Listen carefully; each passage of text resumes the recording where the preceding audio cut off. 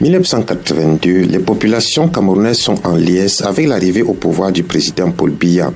L'homme au visage candide et au discours moralisateur séduit rapidement les masses qui lui donnent le bon Dieu sans confession. Cette locution verbale veut dire faire facilement confiance à une personne sur la base de son apparence extérieure. Le nouveau président entame une tournée nationale et effectivement, les populations n'ont pas besoin d'aller au-delà de son apparence extérieure pour lui faire confiance. La simple vue suffit. Il incarne la nouveauté qu'il traduit dans son discours par le renouveau. De tous les coins du pays, les chefs traditionnels lui donnent les attributs de la royauté et lors de cette tournée, les élites locales n'ont pas besoin de mobiliser des militants contre pain et sardines pour se masser le long des routes. Le mouvement est spontané. La police est à l'inverse mobilisée pour contenir les masses qui n'ont pas besoin d'arborer la tenue du parti. Tout le monde est concerné par le nouveau souffle qui traverse le pays. Chacun veut voir de ses propres yeux ce nouveau prodige qui vient décrisper une atmosphère lourde de suspicion et de subversion. Le parti politique ne compte pas, auquel appartient d'ailleurs tout le monde. On est encore à l'époque du parti unique. 9 ans après, en 1991, le mariage a déjà pris un coup. Les populations sont dans la rue, cette fois pas pour continuer à aduler leur président, mais pour demander son départ. L'illusion a été de courte durée. Quelles que soient les raisons de la rupture, elle est désormais consommée.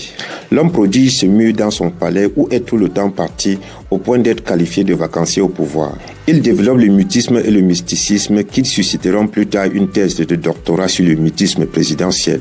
Le seul souci de l'homme du renouveau est désormais la conservation du pouvoir, stratégie qu'il assume publiquement en affirmant en juillet 2015 devant le président François Hollande, je cite, « Ne dure pas au pouvoir qui veut, mais qui peut ». En 1990, alors que le désamour grandit entre le peuple et Paul Biya, John Frondi se révèle. Point levé et fermé en guise de puissance, il brave l'armée le 26 mai 1990 à Bamenda pour lancer le Social Democratic Front en promettant que la souffrance est finie et que Paul Biya must go. La vie s'arrête dans les villes qu'il traverse quand il voyage. Les espoirs sont désormais reposés sur lui. Il incarne le changement. Mais il boycotte les élections locales de 1992 pour se présenter quand même à l'élection présidentielle de la même année. Pensait-il à lui-même ou au peuple et ses représentants? Toujours est-il que le temps a eu raison de lui. Les espoirs ont également été déçus. La dernière actualité au sein du parti indique que la conservation du pouvoir a aussi été le dessein caché de l'homme. Un cliché parmi tant d'autres renseigne à suffire. 32 cadres du parti exclus pour avoir osé lui demander des comptes. Et Moustapha Ngwana, l'un des cadres exclus, explique que l'idée de renouveler les organes de base du parti dans le département d'Undé a été balayée d'un revers de la main par ni John Frondi au cours d'une réunion du comité exécutif du parti au motif que quand il est malade, c'est Niat qui le soigne. Explication, le département d'Undé est le fief politique de Marcel Niat Difendi, le président du Sénat, et ce dernier est l'un de ses bienfaiteurs. Et il n'est pas question que les organes de base du STF soient renouvelés ici pour permettre à un militant charismatique du STF de se révéler et surtout de mettre en difficulté le RDPC sur le terrain. Cela peut vouloir dire que l'actuel responsable local du parti est déjà dans le jeu et il vaudrait mieux que les choses restent ainsi.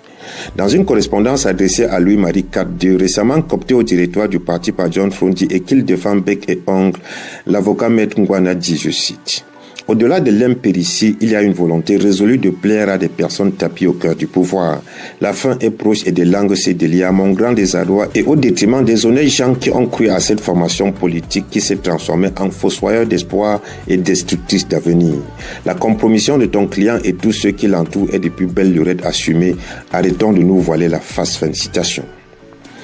Un autre homme qui incarne l'espoir déçu d'un peuple, c'est Bello Bouba Maïgari, ministre du Tourisme et surtout président de l'Union nationale pour la démocratie et le progrès.